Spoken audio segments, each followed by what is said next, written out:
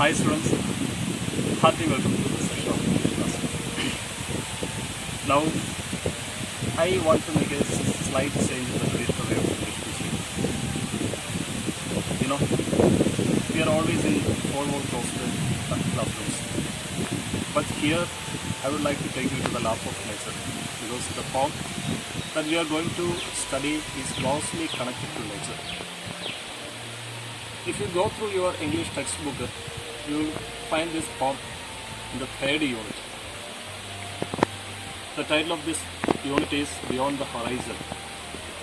The name indicates itself what the theme of this unit. This unit consists of 3 lessons that are closely connected to nature and travel. And so we are going to study the first poem of this unit, Sunrise on the Hills. As the name indicates, I am also standing on the top of the hill watching the sunrise. I think you will get a complete panoramic view of the nature through this video. So I just adapted this style of teaching to give you the complete feel that the poet wants to give in his poem. Before going to the details of this poem, I would like to recite the lines, those lines. I think you will listen these lines and thoroughly enjoy this poem. Okay, thank you. Let's go to the poem.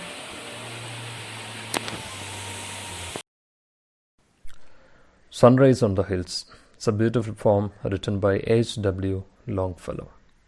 He was a famous American poet and professor. Okay, let's see the poem. I stood upon the hills when heaven's white arch was glorious with the sun's returning march, and woods were brightened and soft gales went forth to kiss the sun-clad vales. The clouds were far beneath me, bathed in light. They gathered midway round the wooded height, and in their fading glory shone like hosts in battle overthrown. As many a pinnacle with shifting glance through the grey mist thrust up its shattered lance, and rocking on the cliff was left the dark pine, blasted, bare and cleft. The veil of cloud was lifted, and below glowed the rich valley. The river's flow was darkened by the forest shade, or glistened the white cascade, where upwards, in the mellow blush of day, the noisy bittern wheeled his spiral way. I heard the distant waters dash. I saw the current whirl and flash, and richly by the blue lake's silver beach, the woods were bending with a silent reach. Then over the vale, with gentle swell, the music of the village bell came sweetly to the echo-giving hills, and the wild horn whose voice the woodland fills was ringing to the merry shout that faint and far the glen sent out, were answering to the sudden shot, thin smoke through thick-leaved branches from the dingle brook. If thou art worn and heart beset with sorrows that thou wouldst forget, if thou wouldst read a lesson that will keep thy heart from fainting and thy soul from sleep, go to the woods and hills. No tears dim the sweet look that nature wears. Okay, thank you.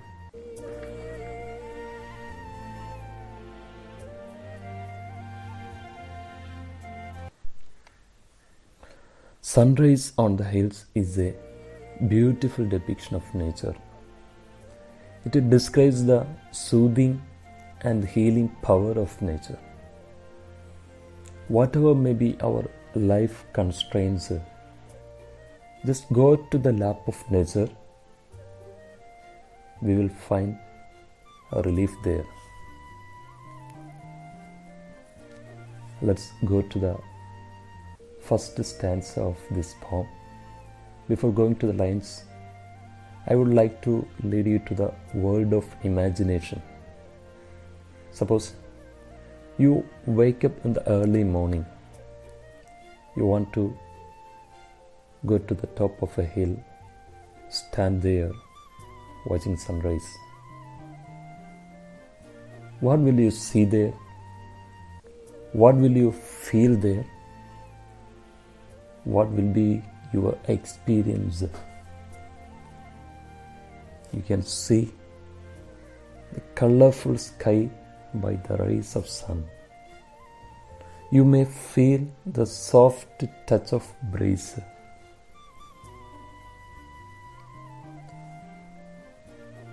You watch the mist-covered hills, silver flow of a river, happy twitter and flight of small birds as well. എത്ര മനോഹരമായിട്ടുള്ള, എത്ര സുന്ദരമായിട്ടുള്ള അനുഭവം അല്ലേ? പ്രഭാതത്തെ എണ്ണിക്കുക, ഒരു മലയുടെ മുകളിലേക്ക് പോവുക, സൂര്യൻ ഉദിച്ചു വരുന്ന അതിൻ്റെ സൂര്യരശ്മികൾ ഏൽക്കുമ്പോൾ പ്രപഞ്ചത്തിനുണ്ടാകുന്ന മാറ്റങ്ങൾ, ആ ഉണ്ടാകുന്ന ദൃശ്യവിരുന്ന് ആസ്വദിക്കുക. ഇതാണ് ശരിക്കും ഈ പോമിൻ്റെ സോൾ എന്ന് പറയുന്നത്. ഈ കവിതയുടെ ആത്മാവെന്ന് പറയുന്നത് ഇതാണ്. ഇത്ര മനോഹരമായിട്ടാണ് കവി അതിനെ പറഞ്ഞിരിക്കുന്നത്.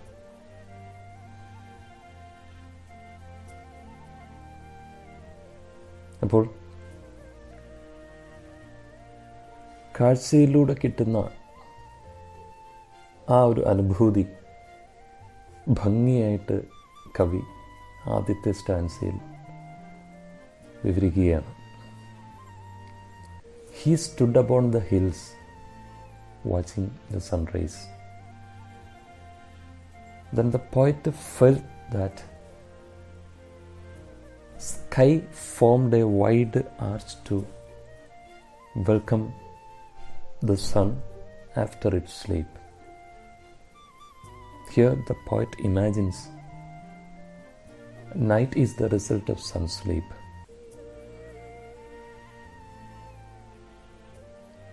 And in the next day, it comes back again.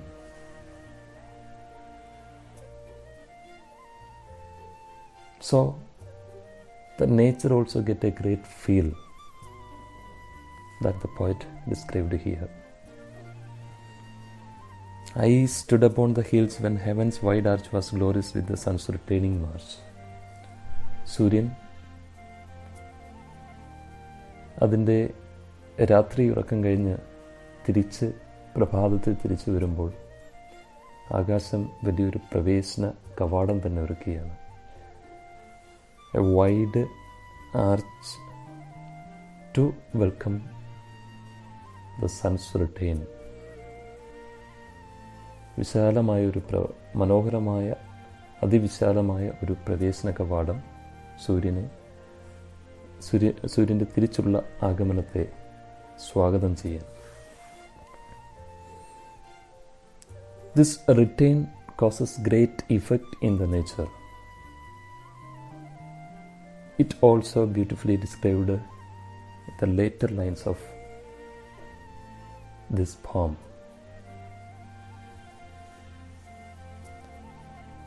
And woods were brightened, soft gales went forth to kiss the sun-clad vales. As the sun rises up, the entire trees that cover the hills become bright. സൂര്യൻ്റെ പ്രകാശമേറ്റ് ആ കുന്നിനെയും താഴ്വാരത്തെയും മൂടിക്കിടക്കുന്ന, പുതച്ച് കിടക്കുന്ന മരങ്ങൾ തിളങ്ങുന്നു. And soft gales went forth to kiss the sun-clad vales. അതുകൊണ്ട് തീർന്നില്ല. Soft gales went forth to kiss the sun-clad vales. soft breeze blows there in order to kiss the sun-clad vales. സൂര്യൻ്റെ പ്രഭ കൊണ്ട് സൂര്യരശ്മികളേറ്റ് തിളങ്ങി നിൽക്കുന്ന താഴ്വാരത്തെ sun-clad vales means the valley that is covered by the rays of sun. ആ മനോഹരമായി കിടക്കുന്ന താഴ്വാരത്തെ ഒന്ന് ചുംബിക്കാൻ, to kiss that, ഒന്ന് ചുംബിക്കാൻ ആര് വരുന്നു? Soft gales comes forth. Soft gale means soft breeze. പ്രഭാതത്തിൽ ഇളം കാറ്റിൻ്റെ തെന്നലേക്കുക എന്ന് പറഞ്ഞാൽ ആഹാ, വാട്ട് എ ഫീൽ! എന്തൊരു ഫീലായിരിക്കും, എന്തൊരു അനുഭവമായിരിക്കും. Then the clouds were far beneath me, bathed in light. They gathered midway round the wooded height. As the poet stands on such a summit, he feels that all the clouds are beneath him and rising above the woods.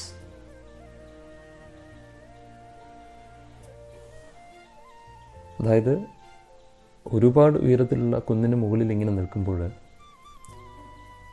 മേഘങ്ങളെല്ലാം തൻ്റെ കാൽച്ചുവടിന് താഴെയായിട്ടാണ് പോയറ്റിന് തോന്നുന്നത്. എന്നിട്ട് മലമുകളിൽ നിന്ന് മുകളിലേക്ക് ഉയരുന്ന മേഘങ്ങളെ കാണുമ്പോൾ the poet imagines there is a fight between the sun rays and the clouds. മേഘങ്ങളും സൂര്യകിരണങ്ങളും തമ്മിലൊരു വലിയ ഫൈറ്റ് നടക്കുന്നു എന്നാണ് പോയിട്ട് ഇമാജിൻ ചെയ്യുന്നത്. In that fight the clouds lose its glory, its beauty. ആ ഒരു ഫൈറ്റിൽ, പോരാട്ടത്തിൽ മേഘങ്ങൾക്കതിൻ്റെ ശക്തി നഷ്ടപ്പെടുന്നു, അല്ലെങ്കിൽ സൗന്ദര്യം നഷ്ടപ്പെടുന്നു. And in their fading glory, it becomes pale when the rays of sun fall over it. സൂര്യൻ്റെ പ്രകാശകിരണങ്ങൾ ഈ മേഘങ്ങളിലേക്ക് വീണ് കഴിയുമ്പോൾ it loses its glory, that is fading glory, like host in battle overthrown. ഇത്ര മനോഹരമായിട്ടുള്ള comparison. Like host in battle overthrown.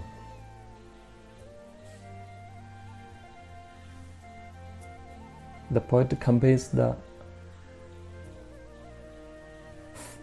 fading glory of clouds to the host in battle overthrown, to the army defeated in the battle, to the army defeated in the battle. യുദ്ധത്തിൽ പരാജയപ്പെട്ട സൈന്യത്തോട് ഉപമിക്കുകയാണ് സൂര്യപ്രഭയേറ്റ് മങ്ങിപ്പോകുന്ന മേഘങ്ങളെ. അത്ര മനോഹരമായിട്ടുള്ള comparison. Then, as many a pinnacle with a shifting glance through the grey mist thrust up its shattered lands. What a wonderful imagination! What a wonderful comparison! As many a pinnacle with a shifting glance. Many a pinnacle. Pinnacle means the top pointed edge of mountain or hill. നമ്മളിപ്പോൾ ഒരു കുന്നിലേക്ക് നോക്കുകയാണെങ്കിൽ കുന്നിൻ്റെ ഉൾഭാഗം ഇങ്ങനെ കൂർത്തിരിക്കുന്ന കാണാം. ആ കൂർത്തിരിക്കുന്ന ഭാഗത്തെയാണ് ഇങ്ങനെ കൂർത്ത് ഇങ്ങനെ ഒരു കുന്നിൻ മുകൾ ഭാഗം ഇങ്ങനെ കൂർത്തിരിക്കുന്നതാണ്. ആ കൂർത്തിരിക്കുന്ന pointed edge, top pointed edge of mountain or hill is pinnacle. ഇതിനെയാണ് പിനക്കിൾ എന്ന് പറയുന്നത്. ഇവിടെയും അതിമനോഹരമായിട്ടുള്ള ഒരു കമ്പാരിസണാണ്. Shifting glance, shifting rays of sun. സൂര്യൻ്റെ കിരണങ്ങൾ ഇങ്ങനെ അങ്ങോട്ടും ഇങ്ങോട്ടും ഇങ്ങനെ മാറി മാറി വീണ്ടുകൊണ്ടിരിക്കുന്നു. Through the grey mist thrust up it shattered lands. അപ്പോൾ പോയിട്ട് ഇമാജിൻ ചെയ്യുകയാണ്, that pointed edge of mountain is the sharp weapon of mountain. ആ ഒരു കുന്നിൻ്റെ ഏറ്റവും മുകളിലത്തെ ആ പോയിന്റഡ് എഡ്ജ്, കൂർത്തിരിക്കുന്ന ഭാഗം എന്ന് പറയുന്നത് ഇറ്റ്സ് ഷാർപ്പ് വെപ്പൺ, അതിൻ്റെ ആയുധമാണ്, കുന്നിൻ്റെ ആയുധമാണ്. അതിനെ സാധാരണ പഴയ പട്ടാളക്കാരൊക്കെ അല്ലെങ്കിൽ സോൾജേഴ്സ് അവരുടെ ശൂലം അല്ലെങ്കിൽ കുന്തം ഒരു ആയുധമായിട്ട് ഉപയോഗിക്കുമല്ലോ. അപ്പോൾ അങ്ങനെയുള്ള ഒരു ലാൻസായിട്ട് കുന്നിങ്ങനെ നിൽക്കുകയാണ്. എന്തിനു വേണ്ടിയിട്ടാണ്? To fight against the rise of sun, സൂര്യൻ്റെ കിരണങ്ങളുമായിട്ട് പോരാടാൻ. Shifting glance of rains. അപ്പോൾ ആ പോരാടണമെങ്കിൽ it has to thrust up its shattered lands through the mist. ആ കുന്നിനെ മൊത്തം ആവരണം ചെയ്തിരിക്കുന്ന മൂടൽ മഞ്ഞിലൂടെ വേണം എന്ത് ചെയ്യേണ്ടത്? ഇതിൻ്റെ ശൂലത്തെ അല്ലെങ്കിൽ കുന്തത്തെ ഇങ്ങനെ ആഴ്ത്തി ഇറക്കേണ്ടത്. അപ്പം അതാണ് പറഞ്ഞിരിക്കുന്നത്, through the grey mist thrust up it shattered lands. ഇപ്പം പ്രഭാതത്തിൽ നമുക്ക് നല്ല കോടമഞ്ഞ് മൂടൽ മഞ്ഞിങ്ങനെ കുന്നുകളെ ആവരണം ചെയ്ത് കിടക്കുന്നത് കാണാം. ഈ വീഡിയോയിലൂടെ നിങ്ങളത് കാണുന്നുണ്ട്, കുന്നിനെ മൊത്തം ആവരണം ചെയ്ത് കിടക്കുന്ന കോടമഞ്ഞ്. അപ്പോൾ ഇടയ്ക്കിടയ്ക്ക് വെൻ ദ വിൻഡ് ബ്ലോസ്, കാറ്റിങ്ങനെ അടിക്കുമ്പോൾ that mist is going to disappear. ഇതിങ്ങനെ മൂടൽ മഞ്ഞിങ്ങനെ ചെറുകെ ഇങ്ങനെ മാറി മാറി പോകുന്നതായിട്ട് കാണാനായിട്ട് കഴിയും അല്ലേ? അപ്പോൾ ആ മാറിപ്പോകുമ്പോൾ you can see the top of the hill. എന്ത് ചെയ്യാം? നിങ്ങൾക്ക് ആ കുന്നിൻ്റെ മുകൾ ഭാഗം കാണാനായിട്ട് കഴിയും. അപ്പോൾ അതൊരു ഒരു ഒരു ഒരു ഒരു ആക്റ്റായിട്ടാണ് പോയിട്ട് തോന്നുന്നത്. എന്താണ്? It tries to thrust up its shattered lands through the mist എന്നാണ്. അതായത് എന്തിനു ശ്രമിക്കുകയാണ്? ആ മൂടൽമഞ്ഞിനിടയിലൂടെ അതിൻ്റെ ആയുധമായിട്ടുള്ള ശൂലത്തെ ആഴ്ത്തി ഇറക്കാനായിട്ട് ശ്രമിക്കുന്നു. അപ്പോൾ ആഴ്ത്തി ഇറക്കുമ്പോഴാണ് എന്ത് ചെയ്യുന്നത്? നമുക്ക് ഈ കുന്നിൻ്റെ മുകൾഭാഗം ഇങ്ങനെ വിസിബിളായി മാറുന്നത്. അത്ര മനോഹരമായിട്ടുള്ള ഇമാജിനേഷൻ അല്ലേ? അതായത് ചെറിയ കാറ്റിൻ്റെ തെന്നലേൽക്കുമ്പോൾ അല്ലെങ്കിൽ സൂര്യൻ്റെ പ്രഭ കേൾക്കുമ്പോൾ മാഞ്ഞു പോകുന്ന മൂടൽമഞ്ഞ് മാഞ്ഞു പോയി കുന്നിൻ്റെ മുകൾ ഭാഗം ഉയർന്നു വരുന്നതിനെ അതിൻ്റെ ഒരു പോരാട്ടമായിട്ട് വർണ്ണിക്കുകയാണ് പോയിട്ട് ഇവിടെ. എന്തായിട്ടാണ്? അതായത് തൻ്റെ ആയുധമായിട്ടുള്ള ശൂലം മൂടൽമഞ്ഞിലൂടെ ആഴ്ത്തി വെളിയിലേക്ക് ഇറക്കുകയാണ് കുന്നുകൾ. ഓ then the poet describes the condition of pine trees, bad condition of pine trees. But what caused this bad condition of pine trees? And rocking on the cliff was left the dark pine, blasted, bare and cleft. Here the pine trees are blasted, bare and cleft. Blasted means withered, and bare means shedding its leaves.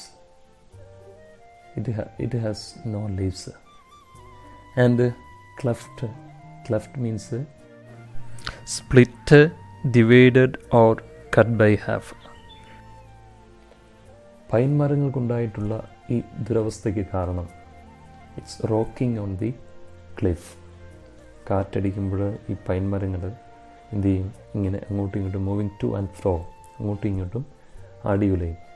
ആ ആടിയുലഞ്ഞ് പാറയിൽ ഉരസി rocking on the cliff, പാറയിൽ ഉരസി its bark blasted, lost its leaves, split or divided its main stem, cut by half. അതിൻ്റെ തോല് ഉണങ്ങി ഇലകൾ കൊഴിഞ്ഞ് അതിൻ്റെ പ്രധാന തടി രണ്ടായിട്ട് മുറിയുന്നു. Then the veil of the cloud was lifted, and below glowed the rich valley, and the river's flow was darkened by the forest shade, The veil of cloud was lifted. Veil of cloud was lifted. Another fantastic imagination of poet. The poet imagines that the clouds over the valley is the veil. മേഘങ്ങൾക്ക് മുകളിൽ കിടക്കുന്ന കുന്നിന് മുകളിൽ താഴ്വാരത്തിന് മുകളിൽ പരന്നു കിടക്കുന്ന മേഘങ്ങളെ ഒരു ആവരണമായിട്ട് കരുതുകയാണ്. താഴ്വാരത്തെ പൊതിഞ്ഞു കിടക്കുന്ന ആവരണം. It was lifted by the rays of sun. സൂര്യൻ്റെ പ്രഭയേക്കുമ്പോൾ എന്ത് മുകളിലേക്ക് ഉയരുകയാണ്? ഈ മേഘങ്ങൾ മുകളിലേക്ക് ഉയരുന്നു. Then the valley shines beautifully. അപ്പോൾ താഴ്വാരം ഇങ്ങനെ തിളങ്ങുന്നു. Glowed the rich valley. Glowed means glow, shine. And the river's flow was darkened by the forest shade or glistened the white cascade. You can see the flow of river there, but one part of that river is darkened by the shade of forest. But another side becoming white by the rays of sun. It forms a small waterfall. മനോഹരമായ നദിയുടെ ഒഴുക്ക്, reverse flow, and was darkened by the forest shade. അപ്പോൾ ആ മലയെ മൂടി നിൽക്കുന്ന അല്ലെങ്കിൽ ആ കുന്നിനെ മൂടി നിൽക്കുന്ന മരങ്ങൾ ഈ നദിയുടെ ഒരു ഭാഗത്തെ ഇരുട്ടാക്കി മാറ്റിയിരിക്കുന്നു. ആ നിഴൽ കാരണം ഒരു ഭാഗം ഇരുട്ടായി മാറിയിരിക്കുന്നു. എന്നാൽ മറു സൈഡ് നല്ല തിളങ്ങി നിൽക്കുന്നു. ചെറിയ ഒരു വെള്ളച്ചാട്ടം പോലെ തിളങ്ങി ഇങ്ങനെ നിൽക്കുന്നു. Cascade means small waterfall. The white cascade were upward, the mellow blush of day, the noisy bittern veered his spiral way. Were upward. When you look up, you can see the noisy bittern. Bittern is a small speckled bird of the heron family found in North America. നമ്മുടെ നാട്ടിലെ ഈ കൊക്കൊക്കെ ഇല്ല, കൊക്ക് ഇനത്തിൽപ്പെട്ട ഒരു തരം ചെറിയ പക്ഷിയാണ് ബിറ്റൺ എന്ന് പറയുന്നത്. ഇത് സാധാരണയായിട്ട് നോർത്ത് അമേരിക്കയിലാണ് കാണപ്പെടുന്നത്. The noisy bitten weighed his spiral way in the mellow blush of day. ഈ noisy bittern, the poet just used the word noisy here to show the tittering of bittern birds. Bittern ബേർഡ്സിൻ്റെ ആ tittering സൗണ്ടിനെ കാണിക്കാൻ വേണ്ടിയിട്ടാണ് noisy bitten എന്ന് വിളിച്ചത്. കലബല ശബ്ദത്തോടുകൂടി ഈ പക്ഷികളിങ്ങനെ പറന്നു നടക്കുന്നു. Weed his spiral way means they flew in circular way, ഇങ്ങനെ ചുറ്റിക്കറങ്ങി പറക്കുക. In the mellow blush of day. അത്ര പ്ലസൻ്റായിട്ടുള്ള ദിവസമാണത്. എല്ലാ അരുണിമയും നിറഞ്ഞ പ്ലസൻ്റായിട്ടുള്ള മനോഹരമായിട്ടുള്ള ദിവസം. Mellow blush of day, smooth pleasant and red coloured day. അത്ര മനോഹരമായിട്ടുള്ള ഡിസ്ക്രിപ്ഷൻ. അപ്പോൾ പോയിട്ടിവിടെ ആ പക്ഷികളുടെ കലബല ശബ്ദത്തോടു കൂടിയുള്ള പറക്കലിനെ ഭംഗിയായി അവതരിപ്പിച്ചിരിക്കുന്നു. അതോടൊപ്പം തന്നെ ആ ദിവസത്തിൻ്റെ ഭംഗി. അപ്പോൾ first stanza ends here with the beautiful description of visual effect. Okay, we have to go to the next stanza. Here the poet makes a slight transition of the effect of poem from visual beauty to auditory feel. He clearly states how the different sounds generate a musical effect in the nature during dawn. Nayana മനോഹരമായിട്ടുള്ള കാഴ്ചകളായിരുന്നു ആദ്യത്തെ സ്റ്റാൻസയുടെ ഭംഗിയെങ്കിൽ രണ്ടാമത്തെ stanza പറയുന്നത് musical ഇഫക്റ്റാണ്, ശ്രവണ ഭംഗിയെക്കുറിച്ചാണ് പറയുന്നത്.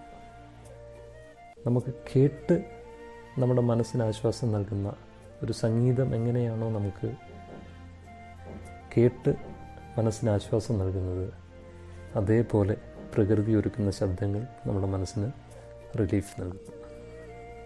Okay, let's go to the first few lines. I heard the distant waters dash. I saw the current whirl and flash. And richly by the blue lake silver beach, the woods were bending with a silent reach. I heard the distant waters dash. I saw the current whirl and flash. The poet can hear the distant flow of water. Its current, its flow is so revolving and so swift, so quick. അങ്ങകലെ ഇരമ്പിപ്പായുന്ന വെള്ളത്തിൻ്റെ ശബ്ദം കേൾക്കാൻ കഴിയുന്നു. അതോടൊപ്പം തന്നെ he saw, കാണുന്നു, the swift and revolving flow of that water. വെള്ളമിങ്ങനെ കുതിച്ച് പായുകയാണ്, വളരെ വേഗത്തിൽ പായുകയാണ്. അപ്പോൾ ആ പാച്ചിലിൽ അതിങ്ങനെ കറങ്ങിത്തിരിഞ്ഞ് ചുറ്റിത്തിരിഞ്ഞ് പോകുന്ന ആ ശക്തമായ പ്രവാഹം, ഒഴുക്ക്, ഹി സോ ദാറ്റ് കറണ്ട്, ആ പ്രവാഹത്തെ കാണാനായിട്ട് അദ്ദേഹത്തിന് കഴിയുന്നു. And richly by the blue like silver beech the woods were bending with a silent reach. And richly by the blue lake silver beach. Blue lake, blue colored water in the lake, so the lake is blue. Silver beach, because of the rays of sun, the color of the shore became silver.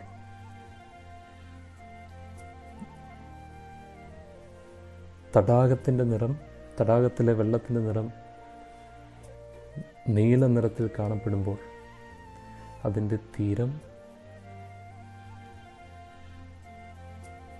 Shines in silver, വെള്ളി നിറത്തിൽ വെട്ടിത്തിളങ്ങുകയാണ്. അതൊരു ഇല്യൂഷനാണ്. പോയറ്റിന് അങ്ങനെ feel ചെയ്യുകയാണ്. It seems like that, അങ്ങനെ തോന്നുകയാണ് പോയറ്റിന്. അതായത് വെള്ളി നിറം പോലെ ഇങ്ങനെ തിളങ്ങി നിൽക്കുന്നതായിട്ട് തോന്നുകയാണ് തീരം. Because of the rays of sun, സൂര്യൻ്റെ കിരണങ്ങൾ ആ തീരത്തേക്ക് പതിച്ചപ്പോൾ. Then the woods were bending with a silent reach. The woods, the trees are bending over the valley, over the shore with a silent reach. The trees are bending silently over the shore. ആ തീരത്തേക്ക് മരങ്ങളിങ്ങനെ നിശബ്ദമായി ചാഞ്ഞു കിടക്കുകയാണ്. This is the meaning of the first 4 lines of this stanza. വിദൂരതയിൽ ഇരമ്പിപ്പായുന്ന വെള്ളത്തിൻ്റെ ശബ്ദം കേൾക്കാനും അതിൻ്റെ ശക്തമായ പ്രവാഹത്തെ കാണാനും കഴിയുന്നു. ഇനി താഴ്വാരത്തിലൊഴുകുന്ന തടാകം, ആ തടാകത്തിൻ്റെ തീരം വെള്ളി പോലെ തിളങ്ങുന്നു സൂര്യപ്രഭയാൽ. ആ തീരത്തേക്ക് മരങ്ങൾ നിശബ്ദമായി ചാഞ്ഞ് കിടക്കുന്നു. What a feel, what an imagination.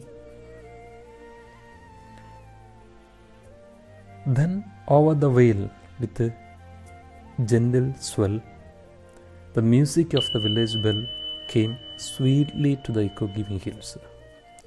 Then over the vale means over the valley, with gentle swell means gradual increase in volume. ക്രമേണ ഇങ്ങനെ വർദ്ധിച്ച് വരിക. താഴ്വാരത്തിന് മുകളിലേക്ക് ചെറുകെ ഇങ്ങനെ ഉയർന്ന് വരുന്നു. What? The music of the village bell. The music of the village bell. ഗ്രാമത്തിൽ നിന്നുള്ള മണിനാദം. The music of the village bell. ആ മണിനാദത്തിൻ്റെ ഇമ്പം, ശ്രുതിമധുരമായ ശബ്ദം came sweetly to the echo-giving hills. That sound is reflected back by the hills in the valley. അപ്പോൾ പോയിട്ട് അത്ര ഭംഗിയായിട്ട് പറഞ്ഞിരിക്കുന്നു. ആ മണിനാദത്തിൻ്റെ മാറ്റൊലി എവിടെ നിന്നും ഉണ്ടാകുന്നതാണ്? ആ താഴ്വാരത്തിലെ കുന്നുകളിൽ നിന്നും ഗ്രാമത്തിൽ ഉള്ള മണിയുടെ ശബ്ദം മാറ്റൊലി കൊണ്ട് കേൾക്കാൻ കഴിയുന്നു പോയിട്ട്. And the wild horn whose voice the woodland fields was ringing to the merry shout. See, the poet here states three sounds. First, the swift, he can hear the swift flow of water. Secondly, the music of the village bell. Then thirdly, the sound of wild horn, മോങ്ങയുടെ ശബ്ദം. One can always hear the sound of wild horn in the valley, in the forest. That valley is always filled with the sound of wild horn. It is ringing along with the merry shout of people from the valley.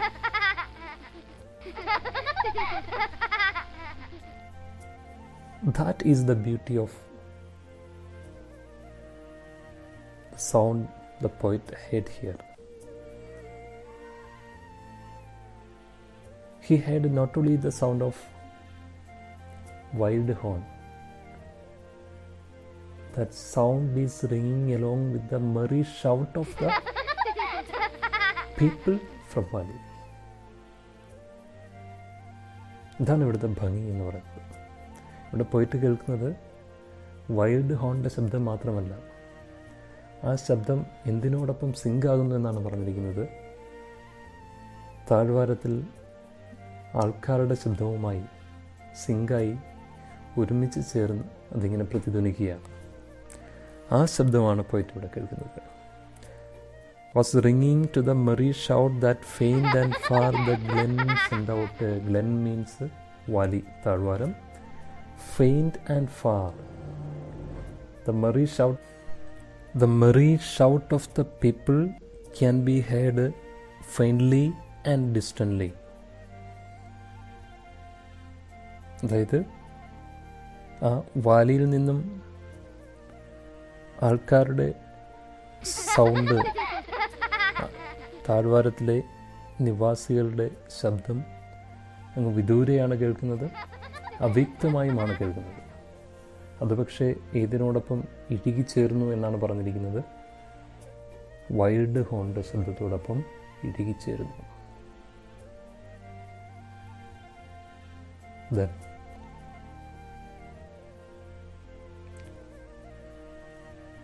where answering to the sudden shot, thin smoke through thick-leaved branches from the dingle broke.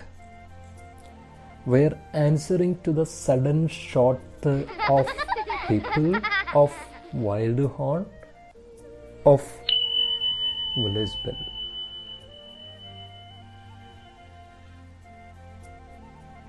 The valley sent out thin a layer of smoke.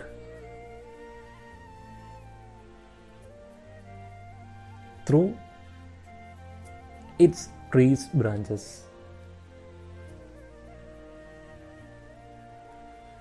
to go with the sound of other beings in the nature. What a mesmerizing imagination of the poet. താഴ്വാരത്തിൽ നിന്നും മരങ്ങളുടെ ശിഖരങ്ങൾക്കിടയിലൂടെ ഇലകൾക്കിടയിലൂടെ മുകളിലേക്ക് ഉയർന്നു വരുന്ന നേർത്ത മഞ്ഞിൻ്റെ അല്ലെങ്കിൽ പുകപടലങ്ങളുടെ നേർത്ത ആ രേഖയെ കവി ഇമാജിൻ ചെയ്യുകയാണ്. അതൊരു മറുപടിയാണ്. To what? എന്തിനുള്ള മറുപടിയാണ്? പ്രകൃതിയിൽ മറ്റ് ജീവജാലങ്ങൾ മനുഷ്യനുണ്ടാക്കുന്ന വൈൽഡ് ഹോൺ ഉണ്ടാക്കുന്ന വില്ലേജ് ബെല്ലുണ്ടാക്കുന്ന ശബ്ദങ്ങൾക്കുള്ള താഴ്വാരത്തിൻ്റെ മറുപടി. Answering to the sudden shouter. The sudden shout here is the different sounds of other beings in the nature. The valley sends out thin smoke through thick-leaved branches of trees.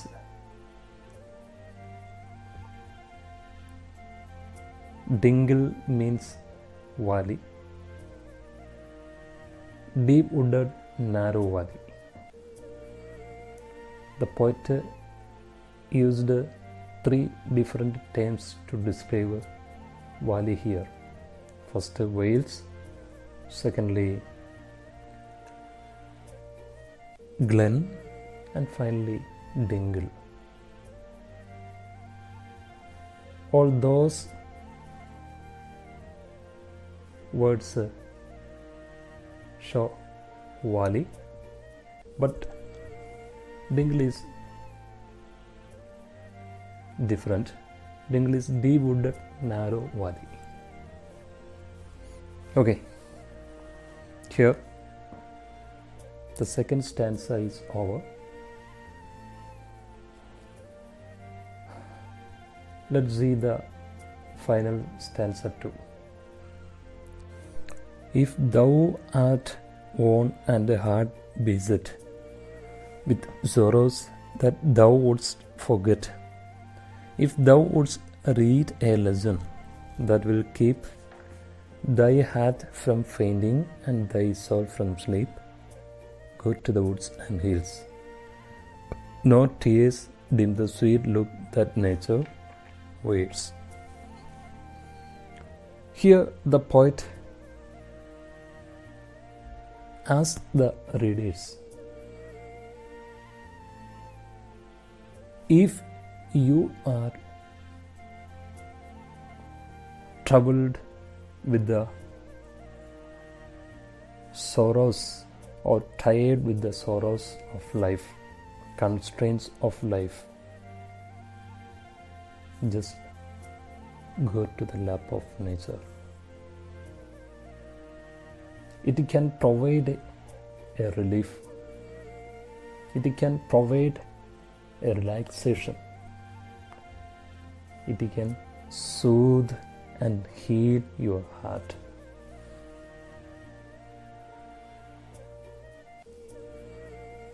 It's a simple advice from the poet.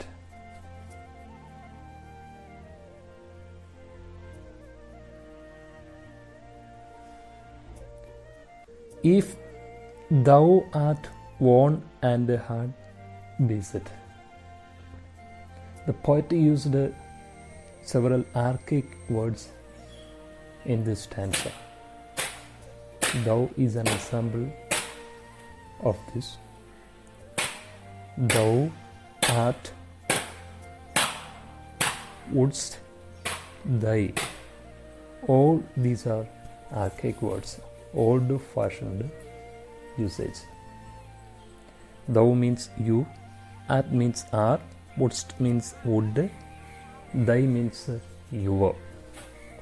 If thou art worn and hard beset with sorrows, if you are tired, worn and hard beset with sorrows, tired the sorrows of life, and you want to forget the sorrows, the difficulties in life, a simple remedy for you is to go to the lap of nature. There you will get a lesson that can keep your heart away from fainting and your soul away from sleep.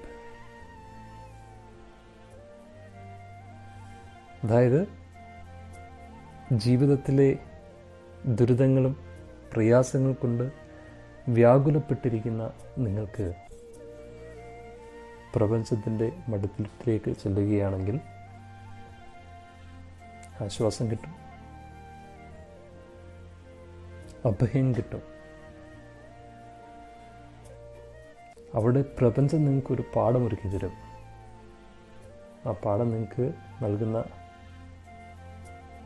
മരുന്ന് എന്ന് പറയുന്നത് നിങ്ങളുടെ ഹൃദയത്തിൻ്റെ ബോധക്ഷയത്തെ, ഫെയിൻറ്റിങ്ങിനെ ഇല്ലാതാക്കുന്നതും നിങ്ങളുടെ ആത്മാവിൻ്റെ ഉറക്കത്തെ ഇല്ലാതാക്കുന്നതുമായിരിക്കും. No tears dim the sweet look that nature wears. No tears from your eyes can the power to dim the sweet look of nature. പ്രകൃതി ഒരുക്കുന്ന ആ വർണ്ണ കാഴ്ചകളെ മറയ്ക്കാൻ ഒരു മനുഷ്യൻ്റെയും കണ്ണിൽ നിന്നും പൊഴിയുന്ന കണ്ണുനീരിന് ഒരിക്കലും കഴിയില്ല എന്നാണ് പോയിട്ട് പറയുന്നത്. അത്രയ്ക്കും soothing ഇഫക്റ്റാണ് പ്രകൃതിക്കുള്ളത്. It has such a soothing effect that it can completely wipe out your tears, your sorrows, your difficulties, your constraints. ഇത്ര ഭംഗിയായിട്ടാണ് പോയിട്ട് ഈ കവിത അവസാനിപ്പിക്കുന്നത്. So beautiful.